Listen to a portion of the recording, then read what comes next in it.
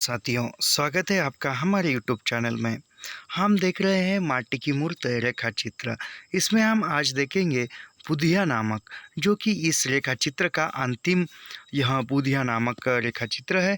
और वहाँ कहा जाए तो जैसे पहला रजिया और अंतिम जो है बुधिया, यहाँ से पहले से लेकर अंत तक हमने सभी लाइन टू लाइन, पंक्ति दर पंक्ति सभी पढ़ाया गया है। और आज यह जो है इस जो हिंदी के नेट पाठ्यक्रम में हिंदी साहित्य की अन्य गद्य विधाएँ, उसमें से यह हमने पढ़ाना प्रारंभ किया था और कल से हम एक दूसरा प्रारंभ करेंगे, वह कल के वीडियो में आपको मिल जाएगा।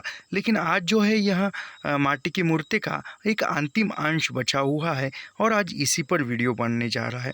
तो ऐसे ही लाइन टू लाइन, पंक्ति दर पंक्ति अध्ययन करने के लिए हमारे चैनल को सब्सक्राइब कीजिए, लाइक कीजिए और शेयर करना मत भूलिए।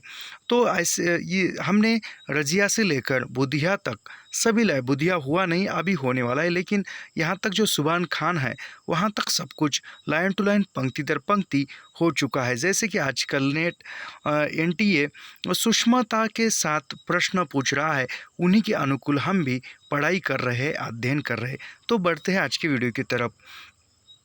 एक छोटी सी पड़िया फुदकती हुई आकर चमेली की ताज़ा नरम नरम पत्तियों को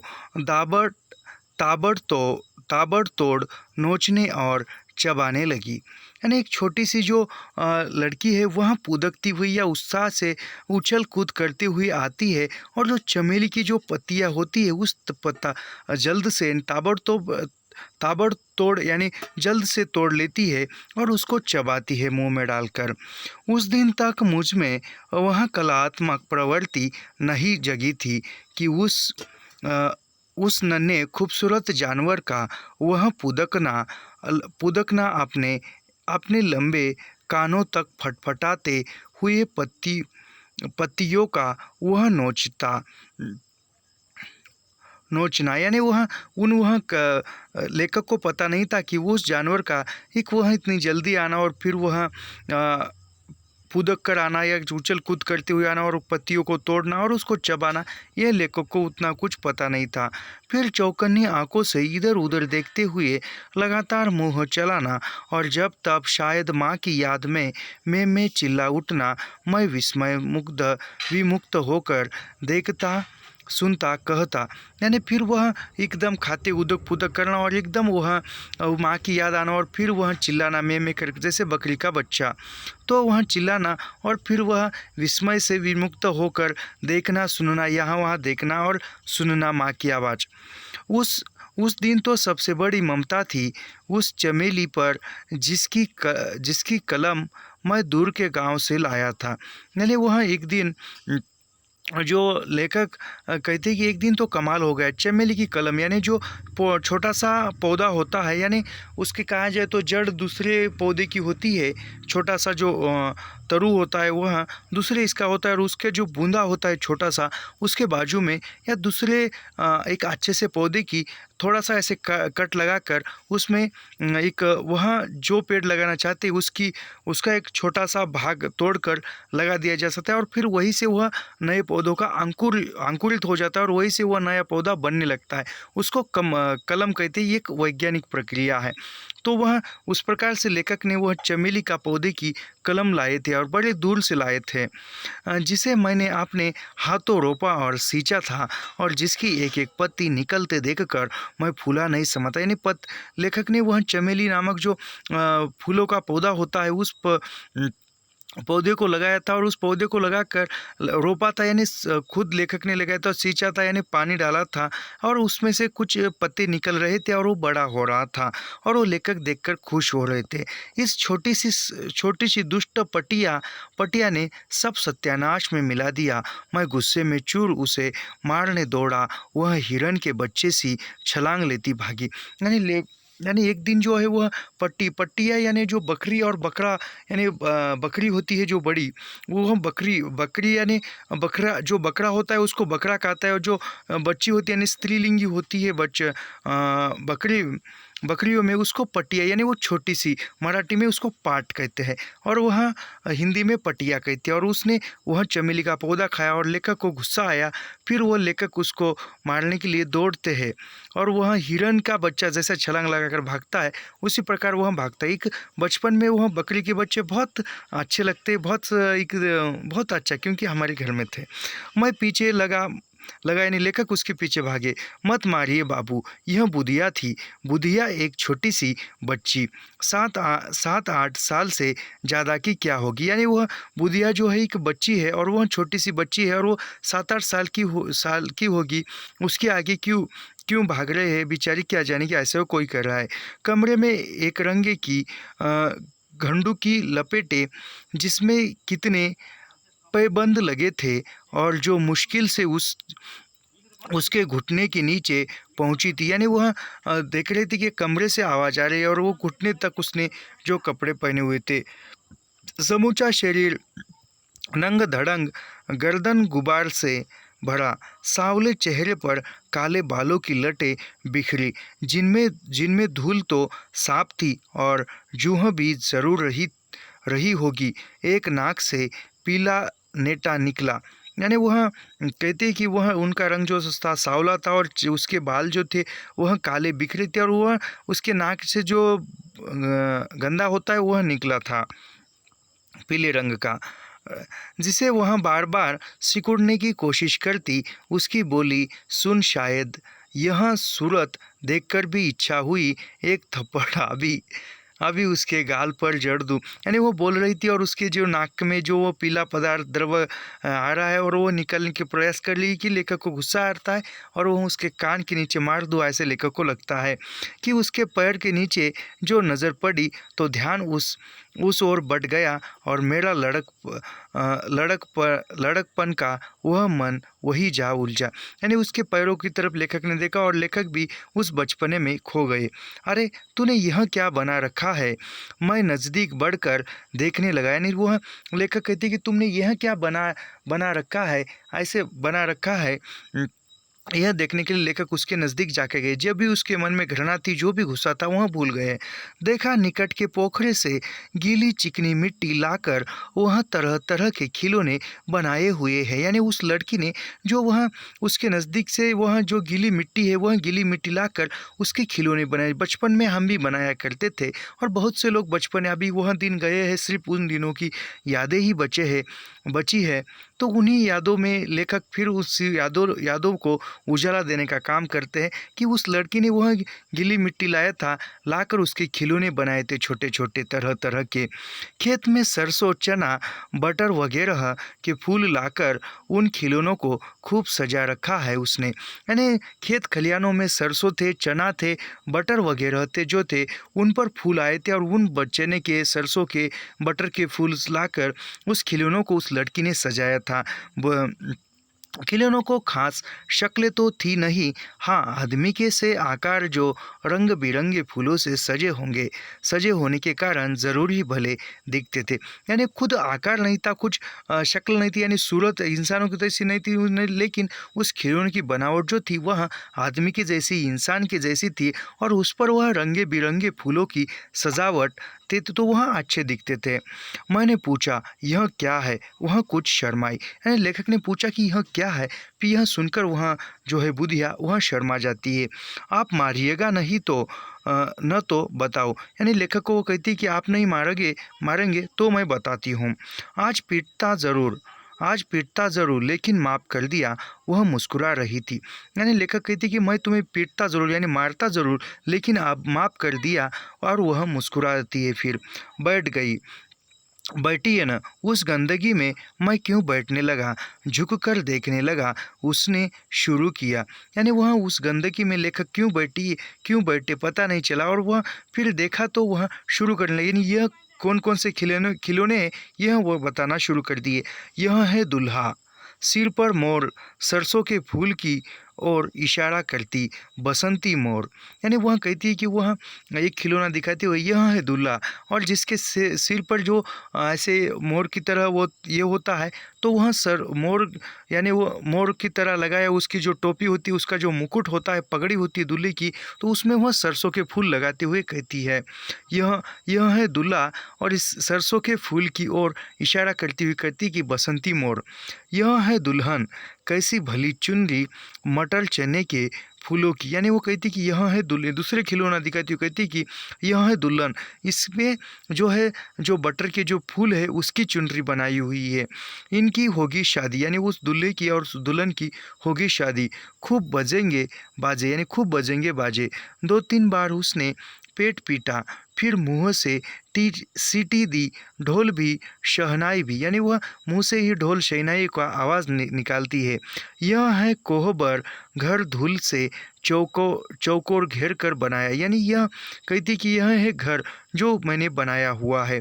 यह है फूल सेज, आम आम के हरे पत्तों पर कुछ फूल बिखरे, इस पर सोएंगे दोनों और मैं गाऊंगी गीत, यानी वह कहती कि यह है सेज जो कि आम के पत्तों की बनाई हुई थी, और यह कहती कि सेज इस पर ये दोनों, यानी वो दूल्हा और दुल्हन उस पर सोएंगे, उसको सोने के लिए उन्होंने वह सेज भी सजाई है।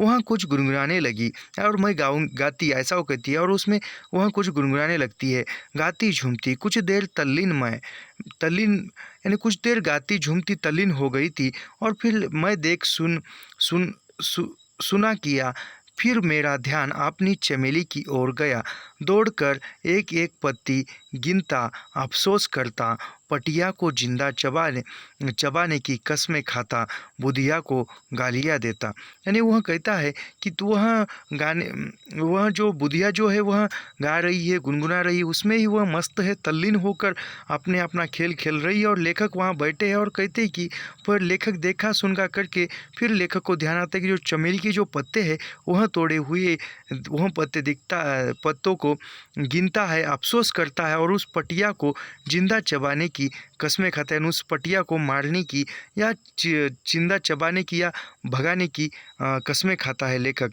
और बुधिया को गालियाँ देता है।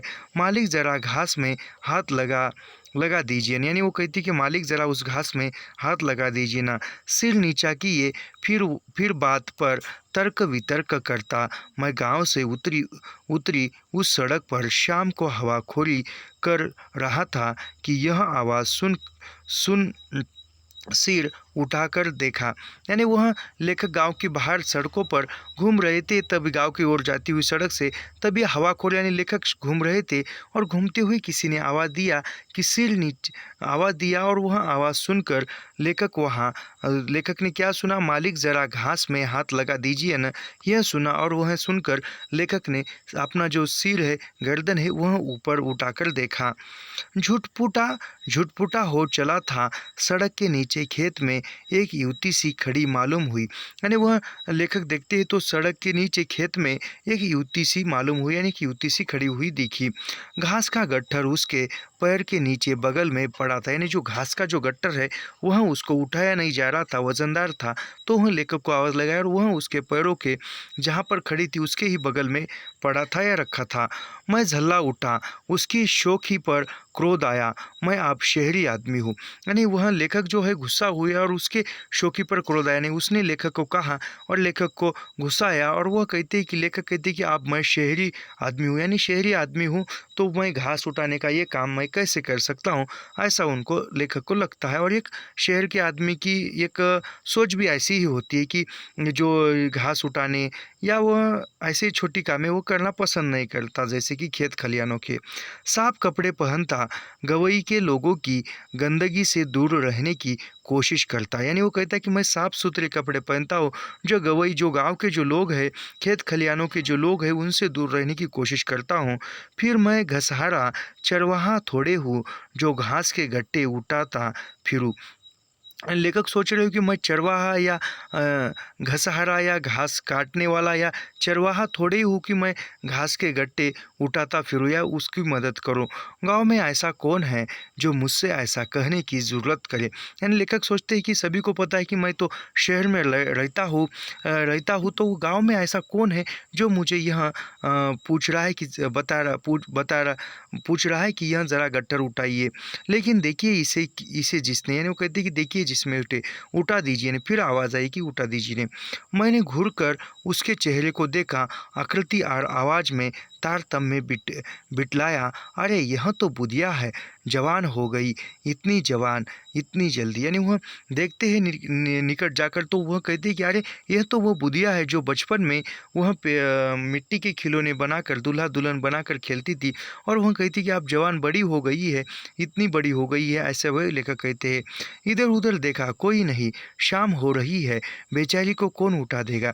लेखक ने इधर उधर देखा, शाम हो रही है, संध्या का समय है, तो बेचारी को कौन उठा देगा, ऐसा वे सोच रहे। द्रवीभूत मैंने घास के गट्टे में हाथ लगा दिए, वह गट्टा लिए झूमती चली गई। यानी लेखक ने यहाँ वहाँ देखा, कोई देख तो नहीं रहा, ये भी मन में शंका है। वह देखा और फिर वह लेखक ने उसकी मदद की, उसको वो गट्टा उठाने में मदद की और उसके सिर पर लेकर वह झूमती हुई चलती जा रही है। उसी समय एक ठहाका सुनाई पड़ा और थोड़ी देर में जगदीश मेरे नज़दीक पहुंच चुका था। यानी उसी समय एक ठहाका, एक आवाज़ आई और वह जगदीश जो है वह लेखक के पास पहुंच चुका था। आखिर आपको भी इसने फंसाया। यानी वो जगदीश बोलता है लेखक को कि आखिर आपको भी इसने फंसाया। जगदीश की आंखों में शरारत थी, आवाज़ में व्यंग। फिर उसने मानो बुधिया पुराण कहना शुरू किया। यानी वो कहते हैं कि वह जो जगदीश है वह बता रहा है और जगदीश की आंखों में एक शरारत थी, एक व्यंग भरी आवाज़ थी और वह जो भी बुधिया की कहानी है वह कहानी यानी बुधिया पुराण यानी बुधिया की जो भी कहानी है वह उसको सुनाने लगा या बताना शुरू किया। आप बुधिया पैबंद वाली बुधिया नहीं है। अब उसरी चुनर का रंग कभी मलिन नहीं होता। यानी आप जो बुधिया जो है बचपन वाली बुधिया नहीं है, आप उसकी चुनरी का कभी रंग मलिन नहीं होता, यानी रंग कभी नहीं गंदा होता। यानी वो बचपन की बुधिया अलग थी और आपकी उसकी चोली सिवाई पट्टी का दर्जी सीता, यानी उसकी जो चोली है वह सिवाई का पट्टी अच्छी तरह से सीता है। माना वह रोज़ घास को आती जाती है, लेकिन उसके हाथ में ठेले की क्या बात। यानी वह कहते हैं कि वह रोज़, ये जगदीश बता रहा है लेखक को कि वह रोज़ घास लेने के लिए आती और जाती है और उसके हाथ में जो ठेले होते उसकी क्या बात। आप घिसे भी नहीं पाएंगे, रंग वही सांवला है, लेकिन उसमें गड्ढह के संडे पानी की मुर्दनी नहीं। कांदली का कलकल छल है, जिसके कुल पर कितने ही गोपाल वंशी टेरते, कितने ही नंदलाल रासलीला का स्वप्न देखते। यानी वह कहते हैं कि आप बुढ़िया जो है वह आप एक जवान हो गई और उसका रंग जो है सांवला एक कृष्ण की तरह है, जिस रंग पर कि ऐसा रंग है कि जो गोपीय वंश की है और कितने उसके पीछे नंदलाल, कितने कृष्ण जो है उसके पीछे रासलीला का स्वप्न देखते हैं। यानी कितने वह जो पुरुष लड़के हैं वह उसकी ओर आकर्षित होते हैं, यह बता रहे हैं। बुधिया जिस सरेह में निकली, यानी बुधिया जिस तरफ जाती जिंदगी तरंगे लेती, उसके बालों में चमेली का तेल चमचम करता है। यानी वो बुधिया जिस तरफ जाती है उस तरफ वह तरंगे लेती है और वह उसके बालों चमकते हैं और उसके बालों में जो चमेली का तेल है वह चमचमाता है। उसकी मांग में टह की ठीठुली चमकती है, यानी उसकी मांग भी चमकती है। किसी वृंदावन में एक थे गोपाल, हजार थी गोपियाँ। यानी वृंदावन में तो एक अकेले कृष्ण थे और उनके लिए तो हजार गोपियाँ थी। यहाँ एक है गोपी और हजार गोपाल। यानी ये वह जगदीश लेखक को बता रहे, यहाँ जो गोपी है वहाँ गोपी उस बुधिया को बताया गया है और यहाँ जो है एक गोपी है और हजार कृष्ण है, गोपाल है, ऐसा वे कहते थे।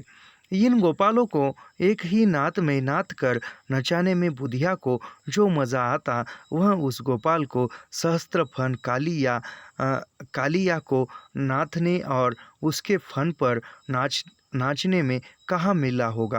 यानी वह कहता है कि यह जो एक गोपी है और हजार जो गोपाल है, हजार जो कृष्ण है, उन हजार कृष्ण को वह जो गोपी है यानी वह बुधिया है वह नचाती है और उस हजार गोपालों को नचाने में उस बुधिया को जो मज़ा आता है वह मज़ा सचमुच के वृंदावन में गोपाल में कृष्ण जब वह कालिया नाग था उसके फन पर नाच रहे थे, उसके फन पर कालिया नाग के फन पर नाचते समय कृष्ण को भी उतना मज़ा नहीं आया होगा जितना मज़ा बुधिया को इन गांव के गोपालों को नचाने में आता है। मालूम होता द्वापर का बदला राधा रानी इस युग में बुधिया की मार्फत पुरुष जाति से चुका रही वह तड़पती रही और यह तड़पाती है।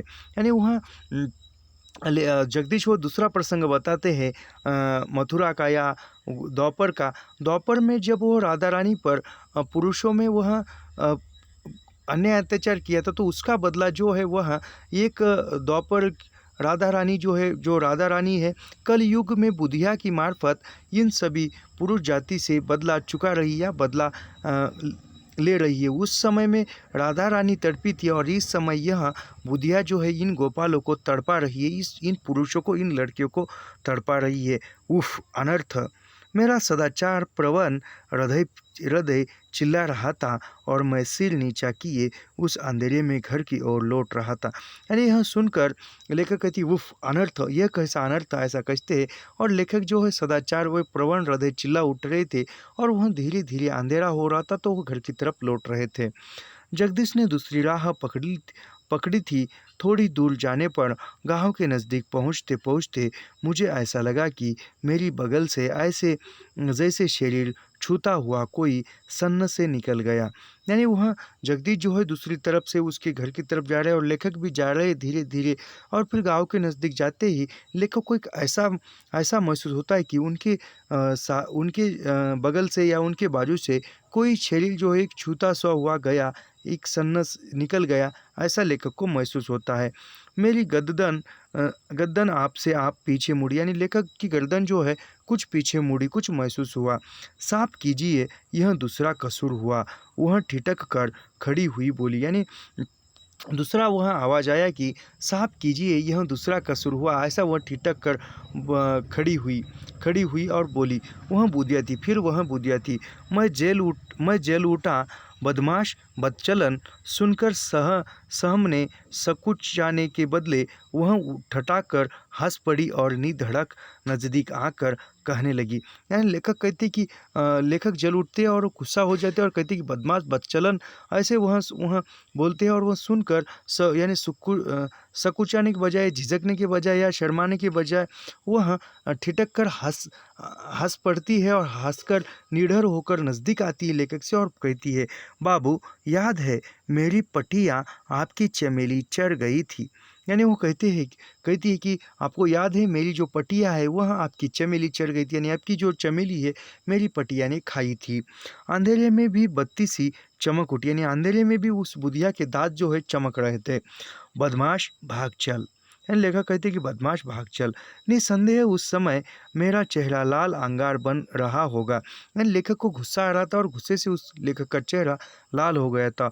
और वह दुल्हा, वह दुल्हन, वह कोहबर, वह फूलसेज और वह गीत सुनिएगा बाबू। यानी वो कहती है कि वह जो उस समय का वह दूल्हा दुल्हन का खेल, वह कोहबर और वह फूल और वह सेज, फूलों की सजी सेज, वह गीत सुनिएगा बाबू, ऐसा वो कहती है। सजनी चल लीहू पीऊ घरना, जाई तही लागू परम डरना। यानी वह कहती है कि सजनी जो है वह अपने पीऊ यानी अपने पिया के घर चली है और जाते समय उसको डर नहीं लग रहा है, डरती नहीं है, ऐसा वह कह रही है। आजकल क्या है, एनटीए बहुत सूक्ष्म तरीके से प्रश्न पूछ रहा है, कब कौन सा प्रश्न पूछे कुछ नहीं बता सकते, तो इसी अनुसार पंक्ति दर पंक्ति पढ़ना या अध्ययन करना अनिवार्य है। वह गाते गाते भागी हंसती इटलाती, यानी वो ऐसे गाते गाते भाग रही है और इटलाती है, हंसती है। उफ कैसी बेशर्म बेहया, मैं क्या क्या बड़बड़ाया किया और दूर दूर से उसके ठहाके की आवाज़ आ रही थी। यानी वह लेखक बड़बड़ा रहे हैं, गुस्सा हो रहे, फिर भी उसके दूर से गाने की आवाज़ आ रही है। गेहूं की कटनी हो रही थी। मेरे भाई ने कहा, भैया आज मजदूर ज़्यादा होंगे, लूट लेंगे, ज़रा खेत चलिएगा, बस आपको सिर्फ खड़ा भर रहना है, काम तो आप होगा। यानी लेखक के जो भाई है वह लेखक को कहते हैं कि जो गेहूं की फसल है वह पक चुकी है और उसकी कटाई हो रही है। यानी मजदूर लोग उसको कटाई कर रही है उस गेहूं की फसल को। और लेखक के भैया लेखक को कहते हैं कि ज़रा आप खेत में चलिए,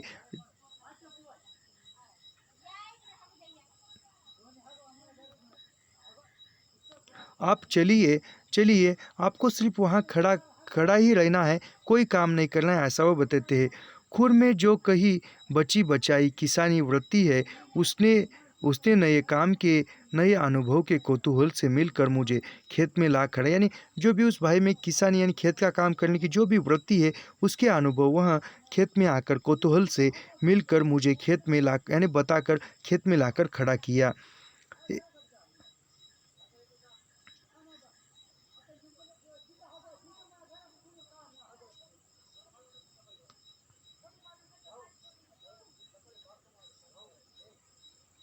एक पहर रात से ही जिसमें गेहूं की पकी बालियां ठठल से ही झड़ जाए। चांद चांदनी चांदनी में जो कटनी हो रही थी वह ख़त्म हो चली गई। यानी वह जो है रात के समय में एक पहर में यानी एक पहर में कुछ पल में भी जो गेहूं की जो बालियां है वह टटन हो गई। यानी पूरी गेहूं की जो फसल है वह काटनी हो गई और चांदनी में वह कटनी हो रही थी। यानी चांदनी में यानी रात के समय में वह कटनी काम चल रहा था, वह ख़त्म हो चली थी। बोझे बांधे जा रहे थे, यानी सब कुछ जो मजदूर है वह बोझे बांध कर जा रहे थे। मजदूर बोझे बांधते, उनकी स्त्रियां और बच्चे गिरी हुई बालियों को अपने लिए चुनते। यानी जो भी खेत में जो बालियाँ गेहूँ कटाई करते समय जो बालियाँ है वह गिरी थी वह अपने लिए चुन कर ले जा रहे थे। आज ये उतना नहीं देखने को मिलता था, लेकिन जिस समय में मैं छोटा था तो वह फसल काट कर ले जाने के बाद जो भी वहाँ गिरता था वह कुछ स्त्री या छोटे बच्चे ले आते थे। गिरी हुई बालियों के बहाने कहीं फसही को ही न चुन ले, इसलिए मेरी यह तैनाती हुई थी। यानी वह जो गिरी हुई बालियाँ है वह चुनते चुनते कोई जो फसल है वह न उठा ले जाए, ऐसे वह इसलिए लेखक वहाँ पर खड़े थे। मैं एक जगह खड़ा चौकसी से अपनी ड्यूटी दे रहा था। यानी लेखक एक जगह खड़े होकर चौकन्ना होकर जो काम कर रहे थे, चौकीदारी कर रहे थे। लेकिन खेत के एक कोने पर मुझसे दूर एक मजदूर के पीछे एक अधेड़ स्त्री और उसके कई बच्चे ताबड़तोड़ बाल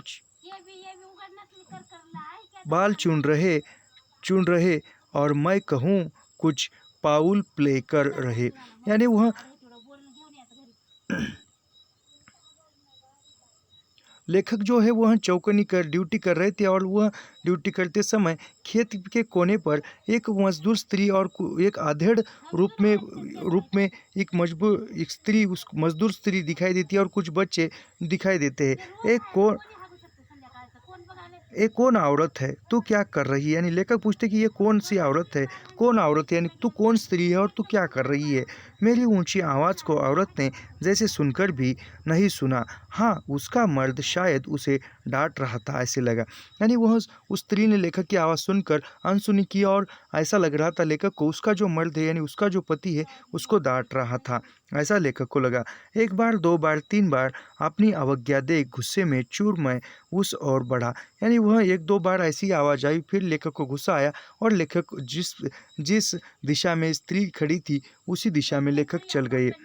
मुझे उस ओर बढ़ते देख उसके चारों बच्चे जो 6 वर्ष की उम्र के अंदर ही होंगे उस स्त्री के समीप आ गए। यानी वह लेखक आ जाते उस तरफ आते देखकर उस स्त्री के जो 4 बच्चे थे छोटे छोटे 6 वर्ष के अंदर ही होंगे और वह बच्चे लेखक को देखकर उस स्त्री के समीप आए गए।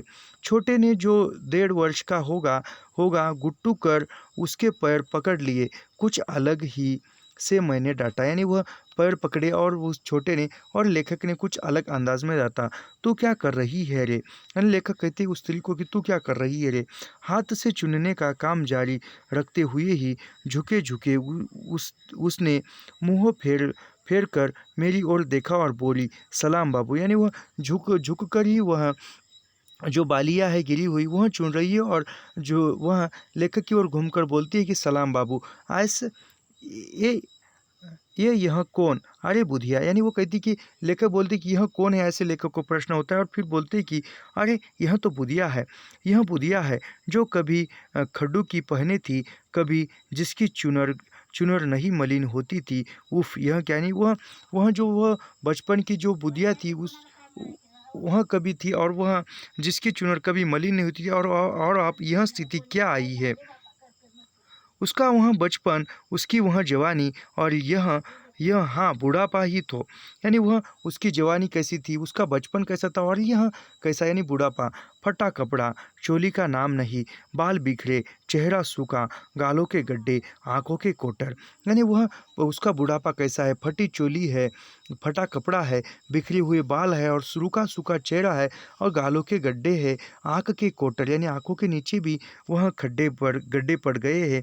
और तो और जो कभी अपनी गोलाई गठन और उठान से नौजवानों को पागल बना दे, उसके वे दोनों जवानी के फूल फूल जब वह झुकी बाल चुन रही है, बकरी के थन थन से लटक रहे निर्जूस निपंदन, यानी वह जवानी में न जाने कितने लड़कों को पागल करती थी, कितनी वह झुंझलाहट करती थी, जवानों को पागल करती थी, उसके जो फूल और बाण जो भी वह अब सब कुछ झर गया था, और वह निर्जु अर्थ निस्पंद यानी निस्सहाय थी। बुधिया, हाँ बाबू, लेखक कहती कि बुधिया, और वह स्त्री कहती कि हाँ बाबू। मुँह फेर कर मेरी ओर सुखी मुस्कुराहट से देखा और काम में लगी रही, यानी वह मुंह फेर कर लेखक की ओर देखा, मुस्कुराया, और फिर वो काम में लगी रही, काम करते लगी। तब तक उसका आदमी बोझे बांध चुका था। उसने पुकारा, जरा इधर आ, हाथ लगा दे, यानी वह उसका जो आदमी पति जो है वह जो भी उसका सामान है वह बांध चुका था, और वह बोझे बांध यानी सामान बांध चुका था, और उसको कह रहा है कि जरा इधर आकर हाथ लगा दे। बुधिया बाल चुनना छोड़ छाड़ कर खड़ी हुई, यानी बुधिया जो है वह बाल चुनना खत्म कर कर वह वहाँ पर खड़ी हो गई।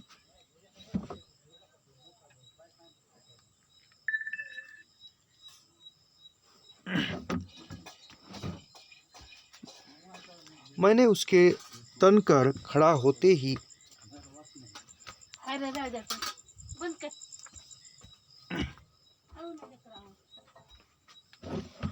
यानी बुधिया जो है वह बाल चुनना छोड़कर खड़ी, यानी वह जो बालिया है वह चुनते चुनते खड़ी हो गई और देखा, और फिर मुस्कुराहट से उसकी ओर गई, और फिर मुस्कुराई और उसकी ओर उसके पति की ओर गई। मैंने उसके तन कर खड़ा होते ही देखा, उसका पेट बाहर निकला है, पैर उठ नहीं रहे, यानी वह खड़ी हुई तो लेखक देख रहे हैं कि उसका जो पेट है वह बाहर निकला है और वह चल नहीं पा रही, उसके पैर नहीं उठ रहे। ओह, यह गर्भवती है।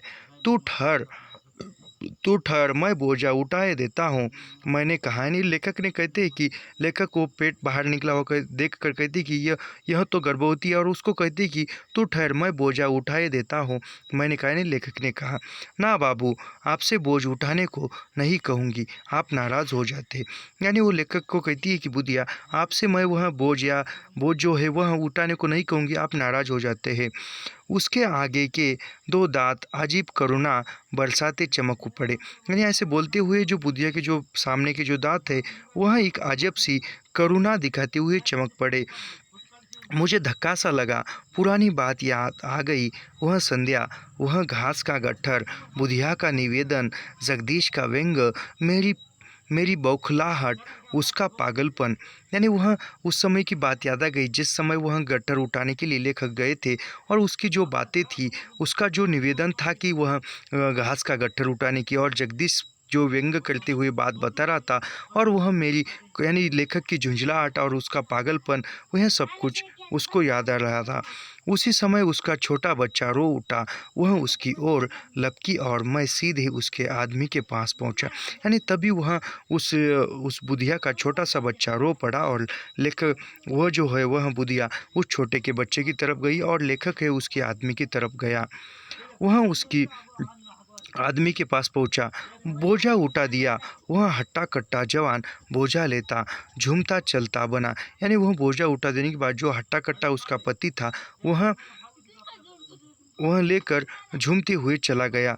इधर बच्चे के मुंह में सूखा स्तन देती, पुचकारती, दुलारती, लहर लहराती बुधिया बोली। यानी बुधिया जो उस बच्चे को स्तन देती, दूध पिला रही है और पुचकारती यानी सहलाते हुए बोलती है, बाबू आपके के बच्चे हैं, ये बड़े बड़े बड़े दुष्ट है बाबू। यानी वह लेखक को पूछती कि आपको आपके कितने बच्चे हैं, यह बड़े दुष्ट है यानी बड़े दुष्ट है, ये देह बर्बाद करके भी इन्हें चैन नहीं मिला, ये तंग कर मारते। यानी कहते कि देह जो है वह बर्बाद किया फिर भी उसको आराम नहीं मिला, फिर भी उसको सुकून नहीं मिला, यह तंग करते मारते हैं ऐसा।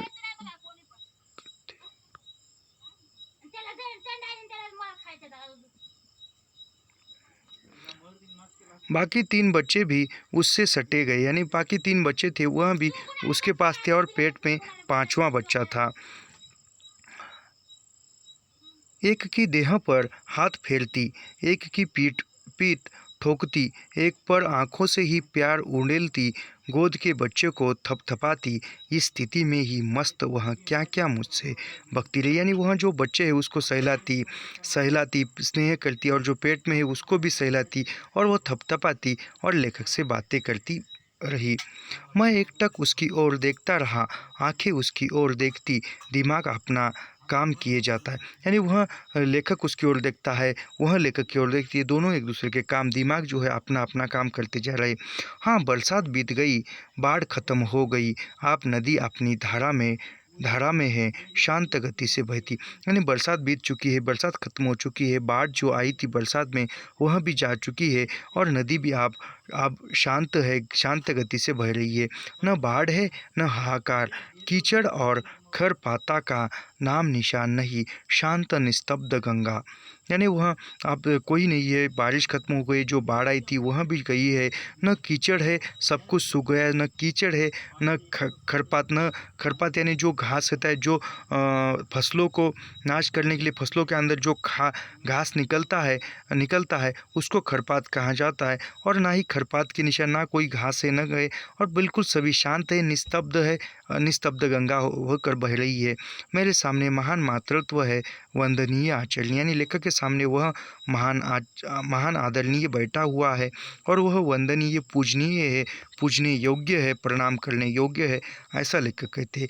यहाँ तक हमारा बुधिया जो है वह टॉपिक समाप्त हुआ और इसके साथ जो माटी के मूर्ति है वह भी पूरा लाइन टू लाइन पंक्ति दर पंक्ति पढ़ाना भी समाप्त हो चुका है। ऐसे ही लाइन टू लाइन पंक्ति दर पंक्ति अध्ययन करने के लिए हमारे चैनल को सब्सक्राइब कीजिए, लाइक कीजिए और शेयर करना मत भूलिए। मिलते हैं अगले वीडियो में, धन्यवाद। कल जो है यूनिट 10 में जो अन्य गद्य विधा है उनमें से ही किसी एक गद्य विधा पर हम पढ़ाना प्रारंभ करेंगे। धन्यवाद।